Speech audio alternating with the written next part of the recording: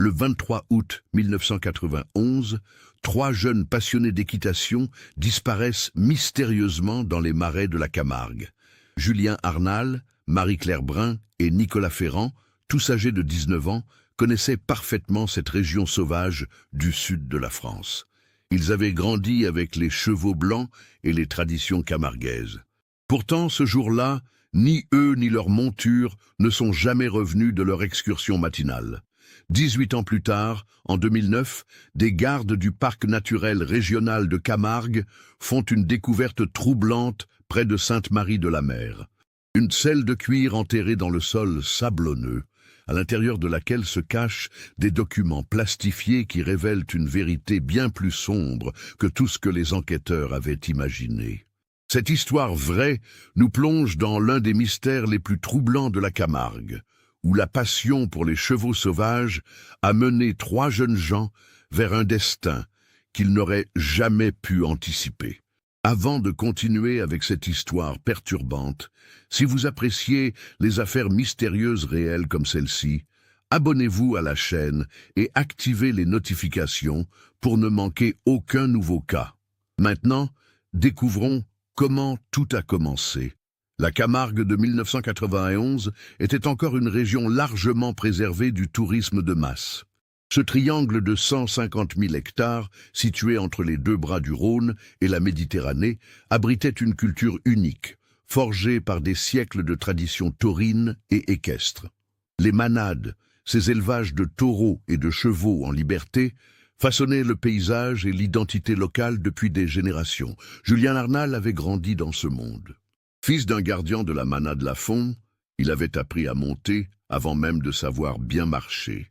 Grand, brun, avec des yeux noirs perçants hérités de ses ancêtres gitans, Julien possédait cette aisance naturelle avec les chevaux que seuls développent ceux qui vivent au quotidien avec ces animaux. À 19 ans, il travaillait déjà occasionnellement pour plusieurs manades de la région, aidant au marquage des taureaux et au dressage des jeunes chevaux. Marie-Claire Brun venait d'un milieu différent. Fille d'un vétérinaire installé au Sainte-Marie-de-la-Mer, elle avait découvert sa passion pour l'équitation en accompagnant son père dans ses visites aux élevages. Petite mais déterminée, avec des cheveux châtains toujours attachés en queue de cheval, elle compensait sa stature par une technique irréprochable et une connaissance approfondie de l'anatomie équine. Elle rêvait d'étudier la médecine vétérinaire et de reprendre un jour le cabinet de son père. Nicolas Ferrand complétait ce trio inséparable. Originaire d'Arles, il avait rencontré Julien et Marie-Claire lors d'un stage d'équitation à l'âge de 16 ans. Roux, couvert de taches de rousseur, Nicolas était le plus studieux des trois. Passionné de photographie, il documentait méticuleusement leurs excursions, constituant au fil des années un véritable archive de la vie sauvage camarguaise. Son père, employé à la mairie d'Arles, avait d'abord été réticent à voir son fils passer tout son temps libre dans les marais. Mais la passion de Nicolas était telle qu'il avait fini par céder. Les trois amis se retrouvaient chaque week-end pour explorer les recoins les plus reculés de la Camargue. Ils connaissaient par cœur les sentiers qui serpentaient entre les étangs, les passages à gué praticables selon les saisons, et surtout, ils avaient développé une connaissance intime des chevaux sauvages qui peuplaient la région. Ces chevaux, descendants des montures abandonnées par les soldats lors des invasions barbares, vivaient en liberté dans les marais depuis des siècles. L'été 1991 avait été particulièrement sec. Les niveaux d'eau des étangs étaient au plus bas, découvrant des zones habituellement inaccessibles. C'était l'occasion rêvée pour les trois amis d'explorer des territoires inexplorés et, pour Nicolas, de photographier les chevaux dans des environnements inhabituels. Le matin du 23 août 1991, Julien avait rendez-vous avec Marie-Claire et Nicolas à 7h30 devant l'église fortifiée des Sainte-Marie-de-la-Mer. L'air était encore frais, porté par le mistral qui soufflait depuis 3 jours. Les trois jeunes gens avaient planifié cette excursion depuis une semaine, intrigués par les récits d'un vieux gardien qui prétendait avoir aperçu un troupeau de chevaux particulièrement farouche dans les marais du Vaccarès oriental. Marie-Claire était arrivée la première, accompagnée de Mistral, un hongre bai de 8 ans que son père avait acheté à un éleveur local. Julien l'avait rejoint 10 minutes plus tard, montant Tonnerre, un cheval camarguais, gris pommelé qu'il connaissait depuis le poulinage. Nicolas était arrivé en retard, comme souvent, poussant son vélo d'une main et tenant de l'autre l'étui de son appareil photo Nikon FM2, un cadeau de ses parents pour son diplôme du baccalauréat. Contrairement à ses habitudes, Nicolas ne montait pas ce jour-là. Il préférait suivre ses amis à pied pour pouvoir photographier plus facilement. Cette décision, apparemment anodine, prendrait une importance cruciale dans la suite des événements. Vers 8h15, le groupe s'était mis en route vers l'est, longeant d'abord la route départementale 85 avant de bifurquer vers le sud par un sentier balisé qui menait au cœur des marais. Plusieurs témoins les avaient vus passer. Robert Marin, un retraité qui promenait son chien, se souvenait parfaitement de Julien qui l'avait salué en provençal. Et Sylvie Gasquet, propriétaire d'un petit café, avait vendu une bouteille d'eau à Marie-Claire vers 8h30. La dernière personne à les avoir vus vivants était André Vidal, un garde-chasse qui patrouillait dans le secteur. Il était environ 9h45 quand il avait croisé le trio près de l'étang de Méjeanne. Les trois jeunes gens semblaient de bonne humeur. Nicolas prenait des photos des flamants roses et Julien discutait avec André des conditions d'accès aux zones les plus reculées du parc. André se souvenait particulièrement d'une question que lui avait posée Marie-Claire. « Y a-t-il des zones où nous ne sommes pas autorisés à aller ?» Il avait expliqué que certains secteurs étaient temporairement interdits pour permettre la nidification des oiseaux migrateurs, mais que globalement, tant qu'ils respectaient la faune et la flore, ils pouvaient se déplacer librement. Ce que André ne savait pas à ce moment-là, c'est qu'il venait de fournir à trois jeunes gens, curieux et téméraires, l'information qui allait sceller leur destin. Vers 10h30, le trio avait atteint les environs de l'étang du Vaccarès. C'était là que Nicolas avait pris ses dernières photos, avant que tout ne bascule. Ces clichés, développés plus tard par la police, montraient Marie-Claire et Julien souriant, leurs chevaux broutant paisiblement au bord de l'eau. En arrière-plan, on distinguait un groupe de chevaux sauvages, exactement ceux qu'ils étaient venus observer. L'alarme avait été donnée en fin d'après-midi. Les parents de Marie-Claire s'inquiétaient, car leur fille n'était pas rentrée pour le déjeuner, chose inhabituelle car elle était d'un naturel ponctuel. Vers 17h, Claude Brun, le père de Marie-Claire, avait contacté les familles de Julien et Nicolas. Aucun des trois jeunes n'était rentré. Les premières recherches avaient commencé dès 18h. Une équipe de gendarmes de la brigade d'Arles, accompagnée de gardiens volontaires, avait parcouru les sentiers principaux sans succès. La nuit tombée, les recherches avaient été interrompues pour reprendre dès l'aube du lendemain avec des moyens renforcés. Le 24 août au matin, plus de 50 personnes participaient aux recherches. La gendarmerie avait mobilisé une équipe cynophile, des plongeurs de la sécurité civile et même un hélicoptère de la gendarmerie nationale. Les gardiens locaux avaient mis leurs chevaux à disposition, connaissant mieux que quiconque les zones marécageuses où les véhicules ne pouvaient pas s'aventurer. C'est vers 11h que les enquêteurs avaient fait leur première découverte troublante. Mistral et Tonnerre, les deux chevaux de Marie-Claire et Julien, avaient été retrouvés près de l'étang de Galabert, à environ 3 km de l'endroit où André Vidal avait aperçu le trio pour la dernière fois. Les animaux étaient calmes, non blessés, mais leur selle avait disparu. Cette découverte avait immédiatement orienté les soupçons. Pourquoi les jeunes gens auraient-ils retiré les selles de leurs chevaux? Et où étaient-ils passés? Les chiens pisteurs avaient bien retrouvé leurs traces, mais celles-ci se perdaient dans une zone marécageuse particulièrement instable, où le sol spongieux ne conservait pas longtemps les empreintes. Le capitaine Mercier, qui dirigeait l'enquête, avait rapidement écarté l'hypothèse d'un accident. Les trois jeunes étaient d'excellents cavaliers. Ils connaissaient parfaitement les dangers de la région et surtout, ils voyageaient toujours ensemble. Qu'un accident puisse frapper simultanément trois personnes expérimentées semblait peu probable. L'hypothèse d'une fugue avait également été explorée. Julien traversait une période difficile avec son père, qui souhaitait qu'il reprenne l'exploitation familiale alors que le jeune homme rêvait d'autres horizons.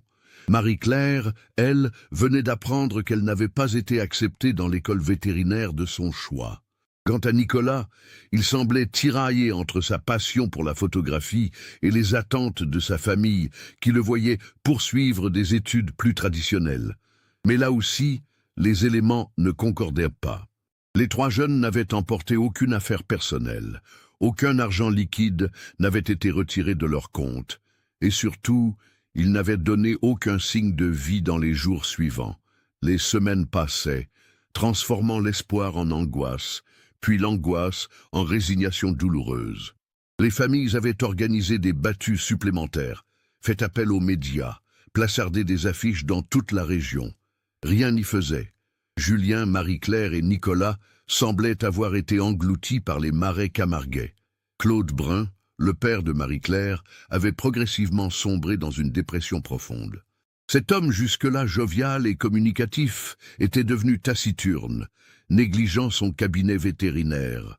Il passait ses journées à arpenter les marais, persuadé que sa fille était quelque part, qu'elle avait besoin d'aide. Sa femme, Marguerite, tentait de le raisonner, mais elle-même était rongée par l'inquiétude et le chagrin. La famille Arnal avait réagi différemment. Joseph Arnal, le père de Julien, était un homme dur, façonné par une vie de labeur dans les marais. Il avait canalisé sa douleur dans le travail, multipliant les heures passées avec ses taureaux et ses chevaux. Mais ceux qui le connaissaient bien avaient remarqué qu'il ne riait plus jamais, et qu'il évitait soigneusement de parler de son fils. Chez les Ferrand, c'était l'incompréhension qui dominait. Henri Ferrand, employé méticuleux de la mairie d'Arles, ne comprenait pas comment son fils avait pu disparaître sans laisser de traces. Il avait constitué un dossier complet, répertoriant tous les éléments de l'enquête, toutes les hypothèses explorées. Il entretenait une correspondance régulière avec la gendarmerie, relançant régulièrement les enquêteurs. Au fil des mois, puis des années, l'affaire était progressivement sortie de l'actualité locale. Les gendarmes continuaient officiellement leurs recherches, mais les moyens alloués diminuaient. Le capitaine Mercier, qui avait pris cette disparition très à cœur, avait été muté à Marseille en 1993. Son remplaçant, moins familier du dossier, avait classé l'affaire sans suite en 1995. La communauté camarguaise, elle, n'avait jamais vraiment oublié. Dans les cafés d'Arles et des Saintes-Maries, on évoquait encore parfois les trois jeunes du Vaccarès. Chacun avait sa théorie. Enlèvement, règlement de compte, accident dans les sables mouvants. Mais personne n'avait jamais pu apporter la moindre preuve. Les familles avaient tenté de reconstruire leur vie, sans jamais vraiment y parvenir. Claude Brun avait fini par vendre son cabinet en 1996, incapable de se concentrer sur son travail. Il s'était installé à Montpellier avec sa femme, espérant qu'un changement d'environnement les aiderait à surmonter leur deuil. Joseph Arnal était mort d'un infarctus en 1999, à 58 ans seulement. Ses proches étaient convaincus que le chagrin avait précipité sa fin. Seul Henri Ferrand avait continué à se battre. Chaque année, à la date anniversaire de la disparition, il revenait dans les marais de la Camargue, marchant pendant des heures sur les traces de son fils. Il avait même engagé un détective privé en 2001, mais sans plus de succès que les enquêteurs officiels. Le 15 mars 2009, 18 ans après la disparition, la tempête Klaus avait balayé le sud de la France avec une violence inouïe. En Camargue, les vents avaient atteint 140 km/h, provoquant des dégâts considérables dans les installations du parc naturel régional. Des arbres centenaires avaient été déracinés, des digues avaient cédé, et surtout, la configuration même de certains marais avait été profondément modifiée. Marc Santini et Patrick Voisin, deux gardes du parc naturel, effectuaient leur tournée de reconnaissance des dégâts causés par la tempête. Ils parcouraient depuis le matin les environs de l'étang de Galabert, évaluant les travaux de remise en état nécessaires. C'est vers 14h30 que Marc avait remarqué quelque chose d'inhabituel. Près d'un tamari déraciné, le sol avait été profondément bouleversé par les racines arrachées. Dans la terre retournée, une forme brunâtre dépassait, trop régulière pour être naturelle. « Patrick, viens voir ça », avait-il appelé son collègue. En s'approchant, les deux hommes avaient rapidement identifié l'objet. C'était une selle de cheval, en cuir, manifestement ancienne, mais remarquablement bien conservée. Le cuir, tanné selon les méthodes traditionnelles, avait résisté aux années d'enfouissement dans le sol sablonneux de la Camargue. Patrick Voisin, qui travaillait dans la région depuis 25 ans, avait immédiatement pensé à la disparition des trois jeunes en 1991. Il se souvenait parfaitement de cette affaire qui avait marqué toute la communauté locale. « Tu crois que ça pourrait être lié aux trois jeunes qui ont disparu ?» avait-il demandé à Marc. Marc Santini, plus jeune, ne connaissait cette histoire que de réputation, mais il avait acquiescé. La découverte était trop troublante pour être une simple coïncidence. Les deux gardes avaient aussitôt contacté la gendarmerie d'Arles. Le lieutenant Dubois, qui avait pris leur appel, avait immédiatement compris l'importance potentielle de cette découverte. Il avait dépêché sur place une équipe de techniciens en identification criminelle dirigée par le capitaine Rémi Blanchard. L'examen préliminaire de la selle avait révélé plusieurs éléments intrigants. D'abord, elle était en excellent état de conservation, ce qui suggérait qu'elle avait été volontairement enterrée et protégée de l'humidité. Ensuite, des initiales étaient gravées sur le cuir, MCB, les initiales de Marie-Claire Brun. Mais la découverte la plus troublante était encore à venir. En examinant minutieusement la selle, les techniciens avaient découvert que l'un des quartiers avait été soigneusement décollé puis recollé. À l'intérieur, soigneusement protégé par un emballage plastique étanche, se trouvaient plusieurs documents. Le contenu de ces documents allait révolutionner l'enquête et plonger les familles dans un mélange d'espoir et d'angoisse. Il y avait d'abord une lettre rédigée à la main par Marie-Claire, datée du 23 août 1991, le jour même de la disparition. L'écriture était précipitée, nerveuse, très différente de la calligraphie soignée habituelle de la jeune fille. « Si quelqu'un trouve cette lettre, c'est que nous sommes probablement morts. Julien, Nicolas et moi avons découvert quelque chose que nous n'aurions jamais dû voir. Nous avons été témoins d'un trafic de chevaux sauvages. Des hommes capturent les chevaux les plus beaux du troupeau du Vaccarès pour les vendre. Nous avons des preuves, des photos. Ils nous ont vus. Nous essayons de nous cacher, mais ils nous poursuivent. Si nous ne survivons pas, il faut que quelqu'un sache la vérité. » Avec cette lettre, il y avait également des négatifs photographiques, parfaitement conservés dans leur emballage étanche. Une fois développés, ils révélaient des images troublantes, des hommes en tenue de camouflage, capturant des chevaux sauvages à l'aide de lassos et de filets. On y voyait clairement un camion bétaillère stationné dans les marais, et surtout, plusieurs visages étaient parfaitement identifiables. Parmi ces visages, celui qui avait le plus choqué les enquêteurs était celui de René Bayle, un garde du parc naturel qui avait participé aux recherches en 1991. Bayle, aujourd'hui âgé de 67 ans, était toujours en activité et jouissait d'une excellente réputation dans la région. Le troisième document était une liste, rédigée au crayon par Nicolas, répertoriant les numéros de plaques minéralogiques de plusieurs véhicules et les noms de personnes impliquées dans le trafic. Cette liste mentionnait notamment Bayle, garde complice, Marchand, acheteur Marseille, et Santoni, transport.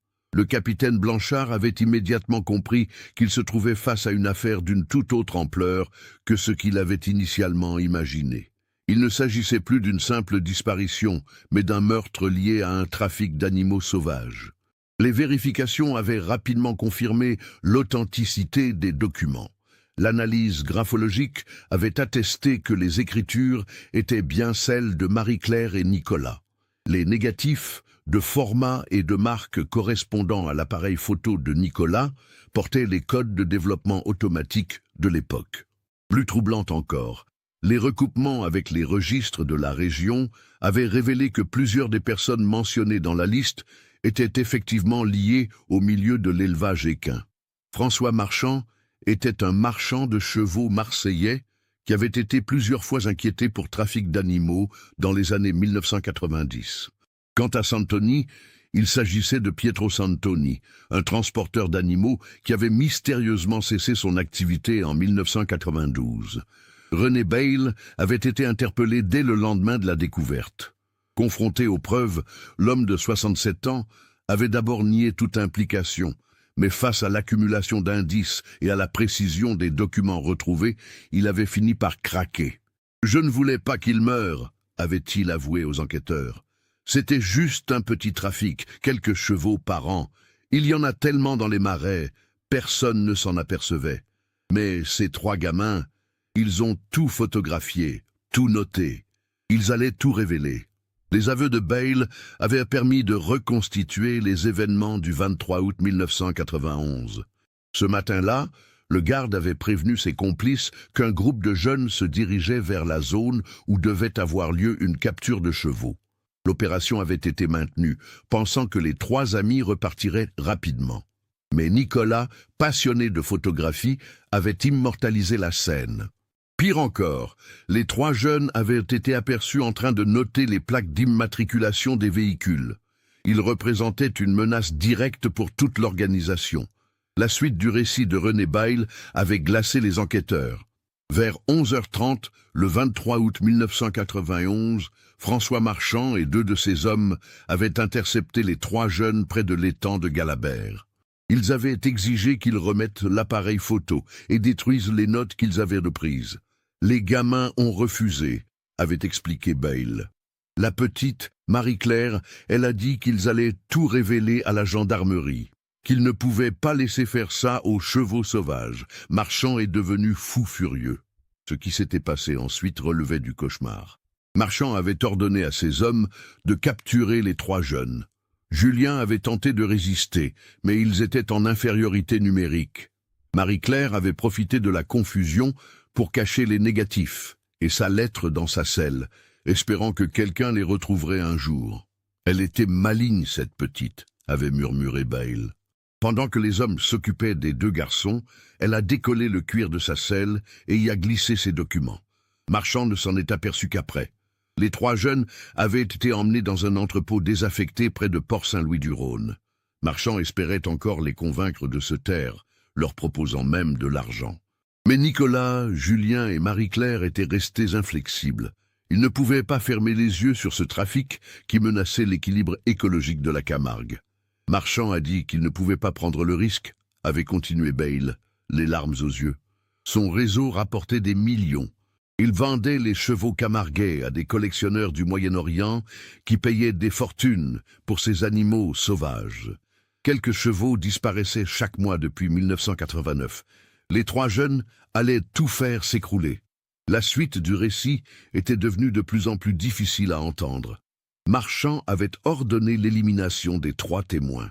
Ils avaient été tués dans l'entrepôt, puis leurs corps avaient été transportés de nuit vers les marais les plus profonds de la Camargue. On les a lestés et coulés dans les sables mouvants près de l'étang des Impériaux, avait avoué Bayle.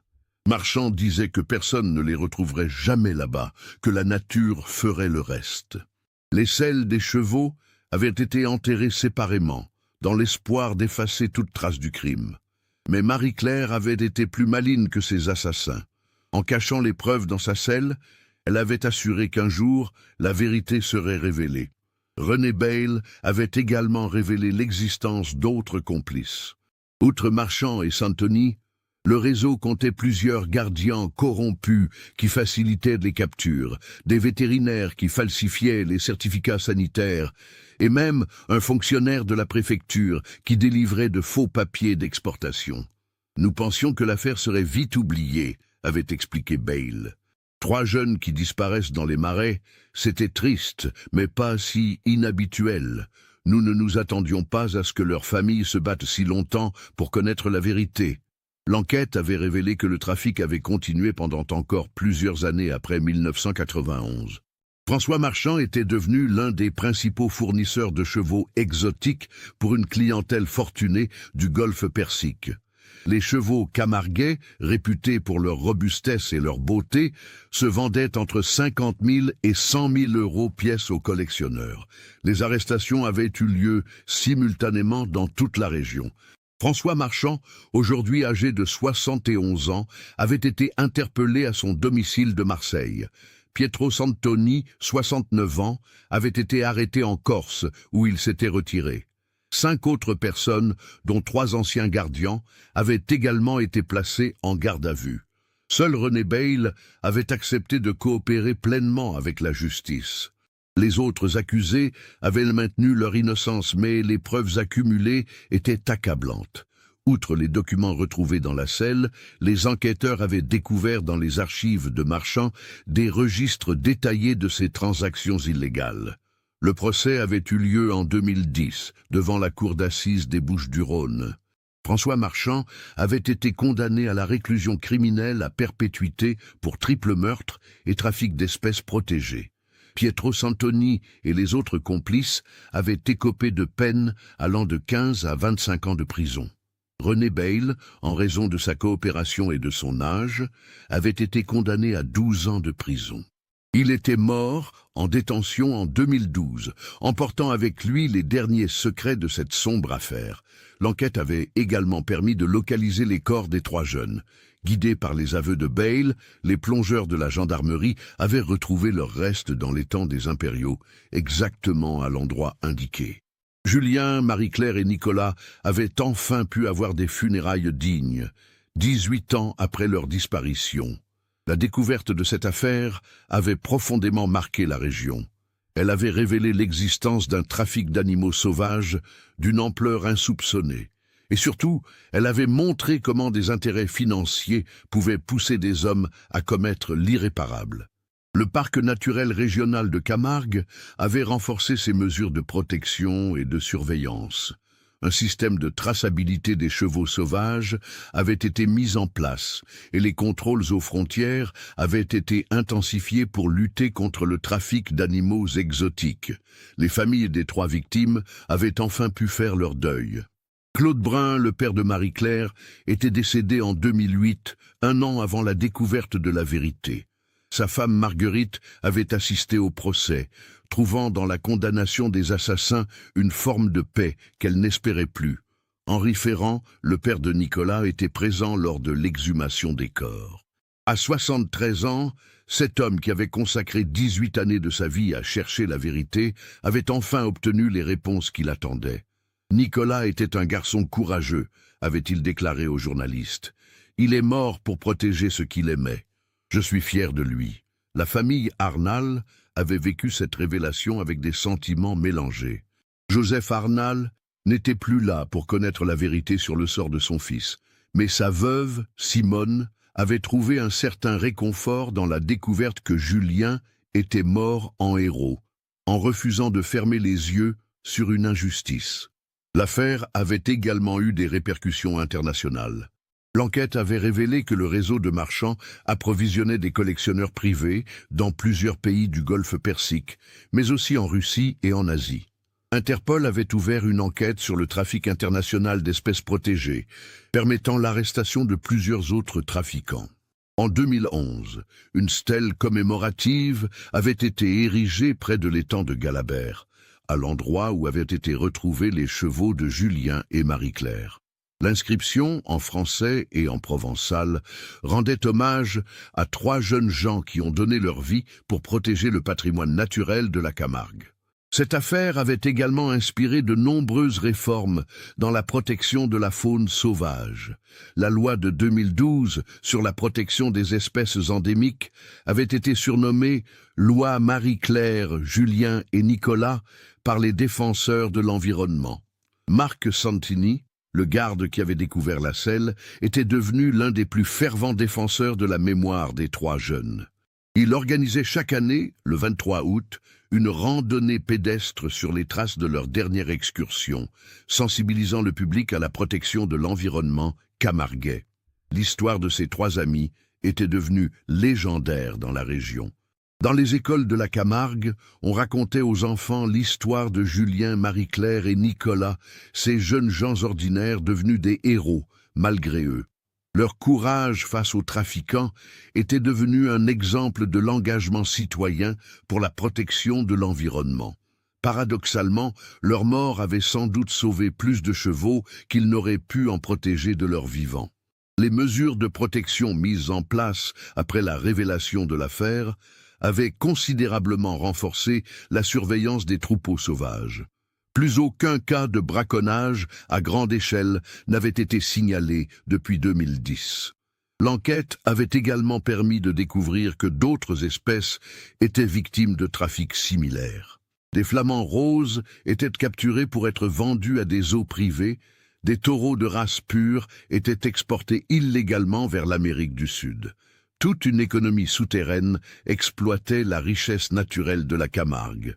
En 2015, à l'occasion du 24e anniversaire de la disparition, un documentaire avait été réalisé sur cette affaire. Intitulé « Les gardiens de la Camargue », il retraçait l'histoire des 3 amis et l'impact de leur sacrifice sur la protection de l'environnement. Le film avait été primé au Festival international du documentaire de Marseille.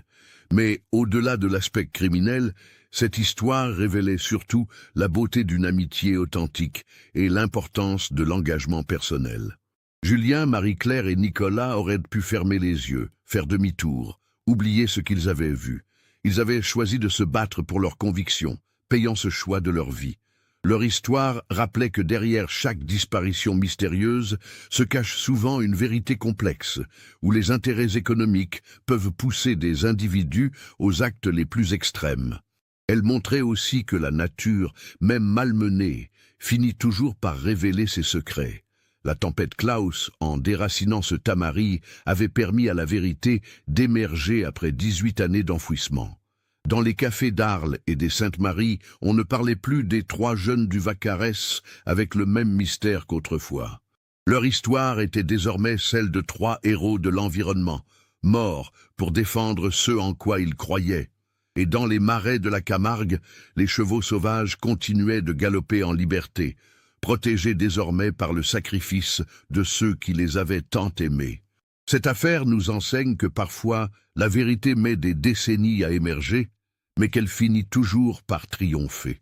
Elle nous rappelle aussi que l'engagement individuel, même celui de jeunes gens de 19 ans, peut avoir des conséquences considérables sur la protection de notre patrimoine naturel.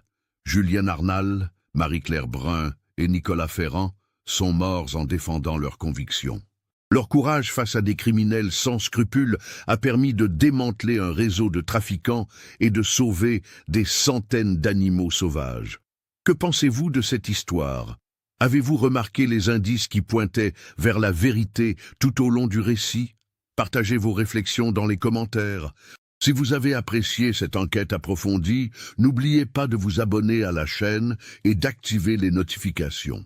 Laissez votre like si cette histoire vous a marqué et partagez-la avec quelqu'un qui s'intéresse aussi à ce type d'affaires. L'histoire de ces 3 amis nous rappelle que chacun de nous peut faire la différence dans la protection de notre environnement, même au prix des plus grands sacrifices.